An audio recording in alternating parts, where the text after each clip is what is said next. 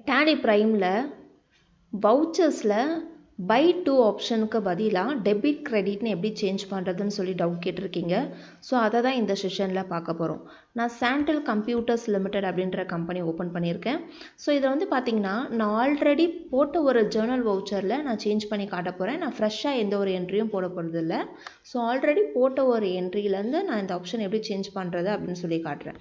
So இப்போ இங்கே வந்து பார்த்திங்கன்னா கேட்வே ஆஃப் டேலி ஸ்க்ரீனில் டிஸ்பிளே மோர் ரிப்போர்ட்ஸ் அந்த ஆப்ஷனுக்குள்ளே அக்கௌண்ட் புக்ஸ் அதில் ஜேர்னல் ரெஜிஸ்டர். ஸோ இதில் ஜேர்னல் ரெஜிஸ்டர் பார்த்திங்கன்னா இதில் வந்து மந்த்லி வைஸ் டிஸ்பிளே காட்டும். நம்ம ஆல்ரெடி போட்டிருக்க ஜேர்னல் என்ட்ரிஸ் எல்லாமே இதில் டிஸ்பிளே காட்டும்.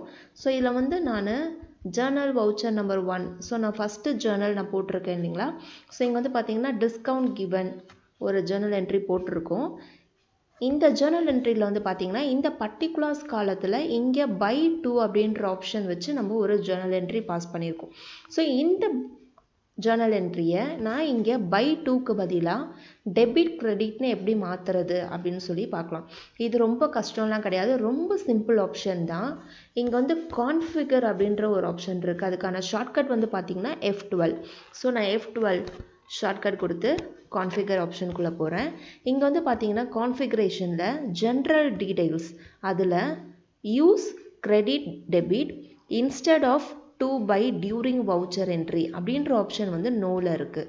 ஸோ இந்த இடத்துல வந்து நோவில் இருந்துச்சு அப்படின்னா நம்மளோட வவுச்சரில் அங்கே பை டூ அப்படின்னு தான் காட்டும். ஸோ நீங்கள் உங்களுக்கு டெபிட் கிரெடிட் அப்படின்னு உங்களுக்கு வேணும் அப்படின்னா இந்த இடத்துல எஸ்ன்னு சொல்லி நீங்கள் சேவ் பண்ணிக்கோங்க. ஸோ எஸ்ன்னு நான் மாற்றி இதை சேவ் பண்ணிக்கிறேன். ஸோ இப்போ இங்கே வந்து பாருங்கள் இந்த ஜேர்னல் வவுச்சர் நம்பர் 1. ஸோ வேறு எதுவுமே சேஞ்சஸ் ஆகலை. டேட்டு, டெபிட் கிரெடிட், அமௌண்ட் எதுவுமே சேஞ்ச் ஆகலை. இந்த பர்டிகுலர்ஸ் காலத்தில் இங்கே பை டூ அப்படின்னு இருந்துச்சு பிஃபோராக. ஸோ இப்போ இங்கே வந்து பார்த்தீங்கன்னா டெபிட் கிரெடிட்னு சொல்லி சேஞ்ச் ஆகிடுச்சு.